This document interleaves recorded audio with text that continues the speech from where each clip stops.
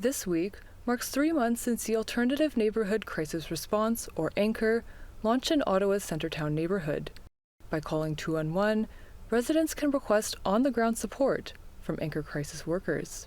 Project manager Marissa Delia Ellis says the service meets people where they're at. Earlier, not necessarily seeing people as the crisis that they are in, but seeing people really as the determinants that have led them there just allows for a deeper level of care that sometimes might not be able to happen.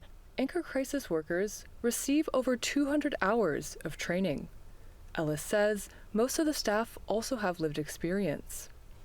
Sage McMahon directs the Indigenous-led crisis response through the Toronto Community Crisis Service, or TCCS.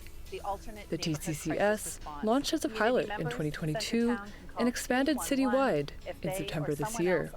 This type of work really came out of a lot of community work that had happened for years and advocacy that had happened for years from Black and Indigenous, mostly communities who were advocating that folks really need an alternative response, and one that is based in community, one that is trauma-informed, has harm reduction services.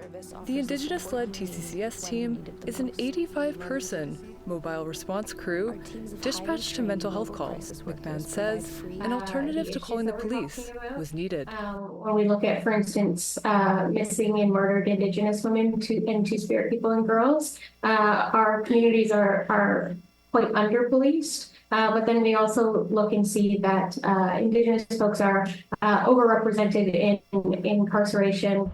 In Manitoba, the Alternative Response to Citizens in Crisis, or ARC program, pairs plainclothes police officers with mental health clinicians like Lucy Stebner. Since launching in 2021, Stebner says the team has helped over 90% of clients remain in the community rather than be transferred to the hospital. Before ARC, police basically had two options: take them to the hospital involuntarily or attend the crisis response center, whereas now we're kind of doing that for the clients going to their own home or space and providing the help right there.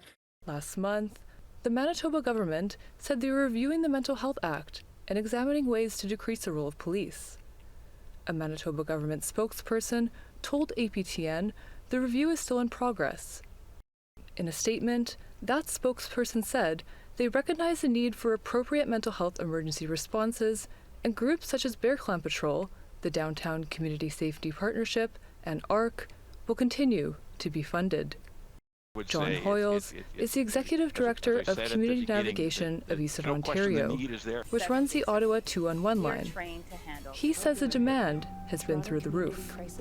He encourages other jurisdictions interested in establishing community-led mental health crisis services to, quote, go for it. There's no question the need is there in terms of the volume of requests that we're, not volume of dispatches we're doing, the need is there. And it is such a much better community response to have people with lived experience, people that understand and have really good training on de-escalation. Some provinces are already following suit. In late September, Nova Scotia dedicated $3.7 million to a 3-year community-based crisis response pilot program in the West Hants municipality. In a statement sent to APTN, a Nova Scotia Office of Addictions and Mental Health spokesperson said it's expected to launch in early 2025. Sierra Bettens, APTN National News, Winnipeg.